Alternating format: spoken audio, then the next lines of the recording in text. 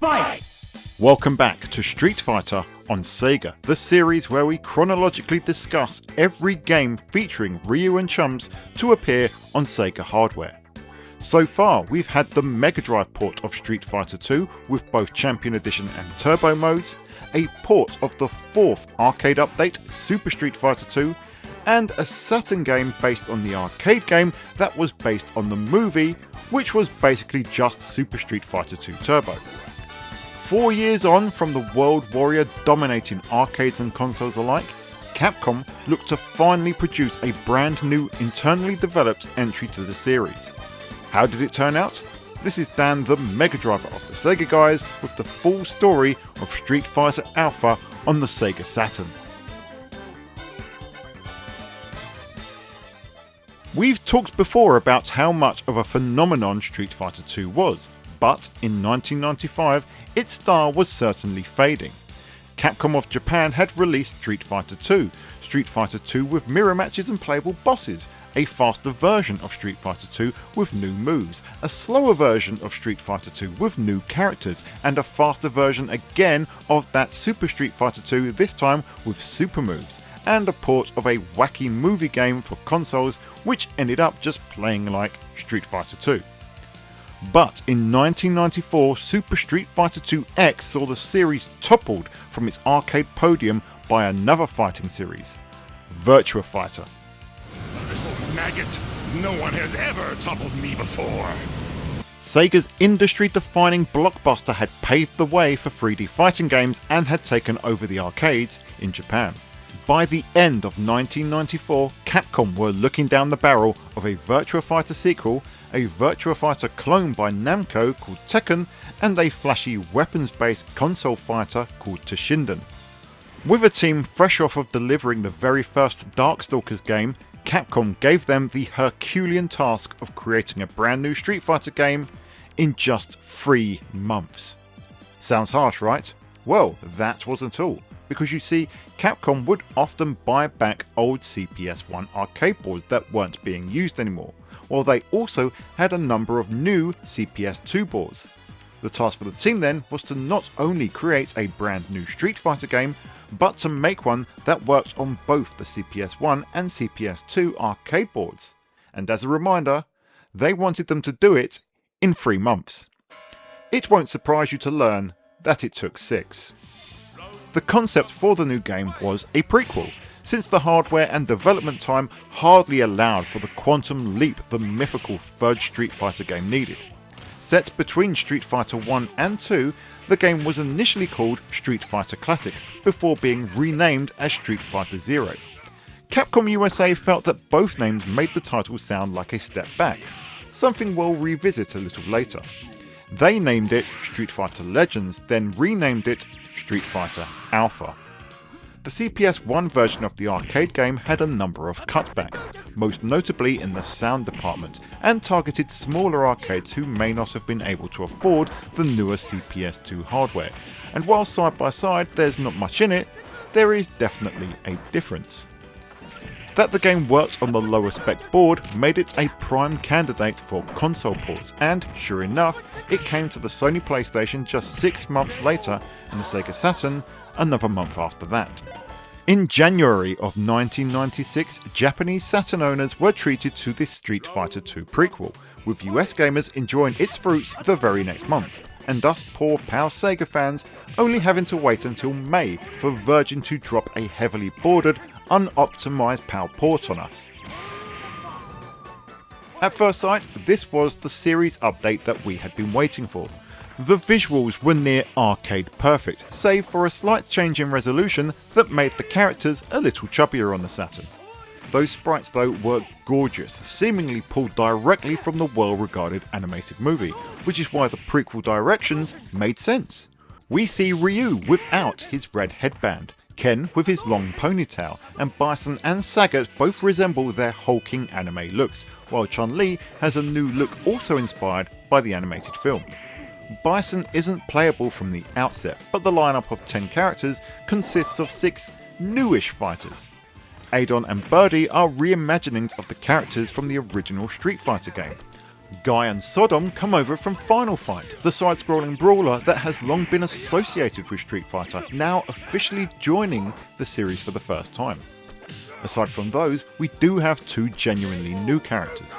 Charlie Nash is Guile's ill-fated friend, and while he does share many of his moves, Charlie does play differently enough to be considered new. Rose though is 100% new. An Italian tarot card reader, she possesses soul power, the antithesis to Bison's psycho power, as she sets out to defeat his evil for good. Playing through arcade mode, you battle 8 other fighters en route to see your character's specific ending. The dynamism between the characters means that the final boss is someone specific for that fighter. For example, Ken and Sagat battle Ryu in their final stage, while Rose, Charlie and Chun-Li all fight M. Bison. Street Fighter Alpha oozes style and personality, not just in its anime-influenced sprites or the way that the fighters interact with each other, but the explosion of new mechanics that build significantly on Super Street Fighter 2 Turbo. The special bar has now been increased to accommodate 3 levels of power, and using combinations of 1 to 3 punches or kicks at the end of a super command summons an attack of that level of strength, provided that you have the super bar to fuel it of course. But the meter also allows you to alpha counter, while non-meter powered additions include air blocking and expanded chain combos that come from Capcom's Darkstalkers series.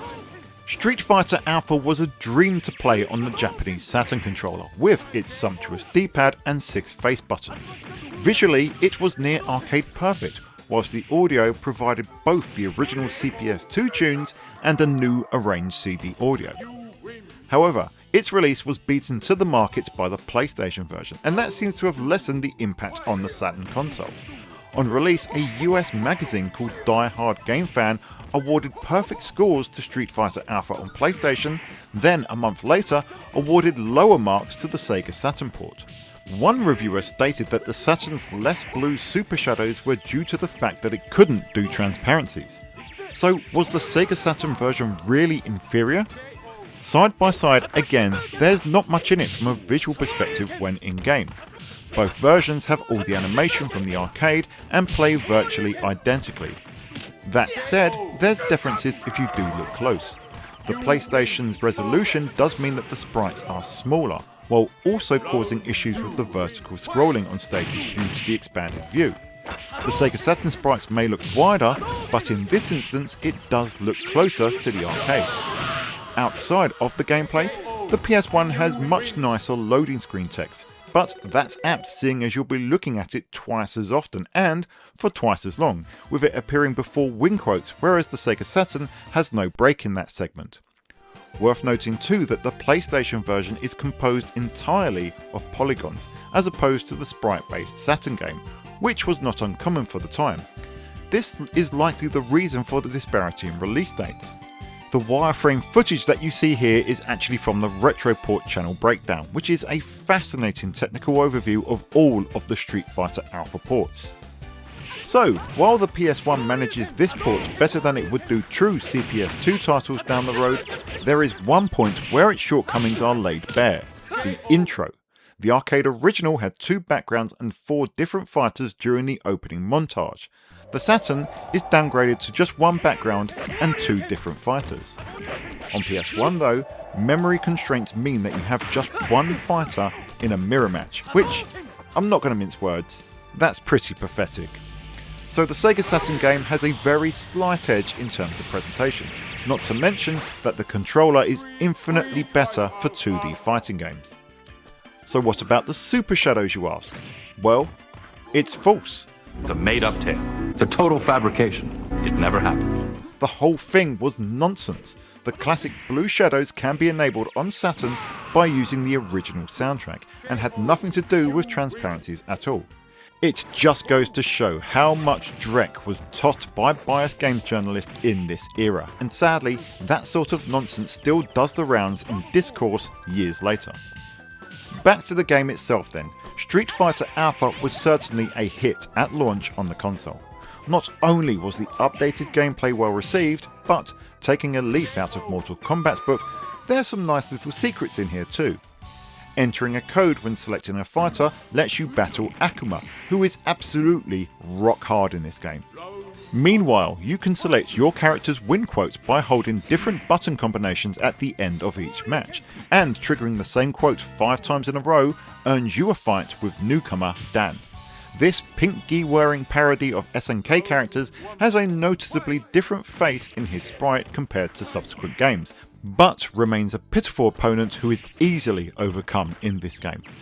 Most juicy of all is the 2-player co-op dramatic battle mode, reenacting the finale from the animated movie. Ken and Ryu can now team up against M. Bison.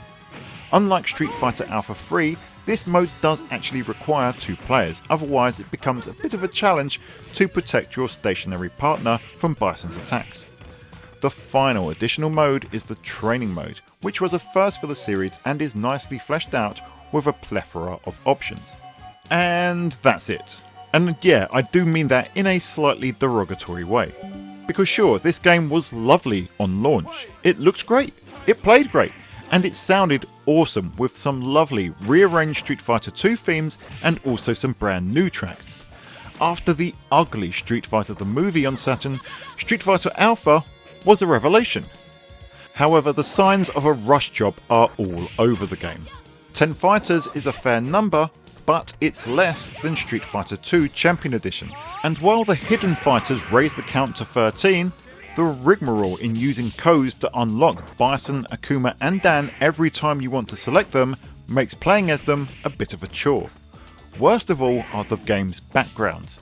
Ryu and Guy share Japan, Ken and Nash have USA, Rose and Birdie have Europe, Dan, Sagat and Adon have Thailand, Chun-Li shares China with Akuma, and Sodom shares Chicago with Bison. While the stages have been recoloured for each character, the 6 backgrounds is more than a little disappointing. Combined with a lower fighter count than Super Street Fighter 2 Turbo and either of the movie games, not to mention the lack of any group battle or survival modes like in previous games, means that content-wise this definitely feels like a step back despite the upgrades in gameplay and presentation. And that's without us getting into the debate around whether the chain combos themselves are a little bit broken. Most damning of all though was that by the time us Europeans got a version of the game on our Saturns, it had already been superseded in the arcade by Street Fighter Alpha 2, which itself would arrive mere months later on console, addressing every single criticism that you could levy at Warrior's Dreams. This makes Street Fighter Alpha something of a curious game. A fighter stuck between arcade generations, near arcade perfect on console and great to look at and play, especially when compared to Street Fighter the movie, yet a step back in terms of content and, quite astonishingly, surpassed in every single way by an update released mere months later. Without going too deep into Alpha 2, that's a story for another time, almost everything that made Alpha 1 special is present and superior in the sequel. The only exception is the dramatic battle mode, but even that feels a little bit tacked on compared to the final form that it would reach in Alpha 3. Aside from that, there's differences in chain combos and gameplay, but while most versions of Street Fighter 2 were surpassed by their updates, even World Warrior did at least feel complete, whereas Alpha 1 feels like a rough draft rather than the final version. And that's my main issue. Street Fighter Zero was nice to have for a while, but sadly it really did just feel like the alpha version of the full game that would come later. This is Street Fighter Early Access, Street Fighter Game Preview, Street Fighter Alpha Release. There's a great game here with a bold new direction, but it was just a preview for the greatness that was yet to come. That doesn't make the first Street Fighter Alpha a bad game. It's a phenomenal one, especially compared to the movie games that came before. It looks and plays brilliantly and was embraced by fans and critics alike. It may have been rushed, it may have been lacking content, and on Saturn, it may have been overshadowed somewhat by the incredible X-Men Children of the Atom, but it's still an outstanding addition to the series. And for a time, it was the best Street Fighter game on the Sega Saturn, even if it only held that title for around half a year. But hey, that's just my opinion. We'd love to know what you think of Street Fighter Alpha, so comment below and give us a like and subscribe if you've enjoyed the video. Thanks for staying with us until the very end, and until next time, we will see you on the Sega side.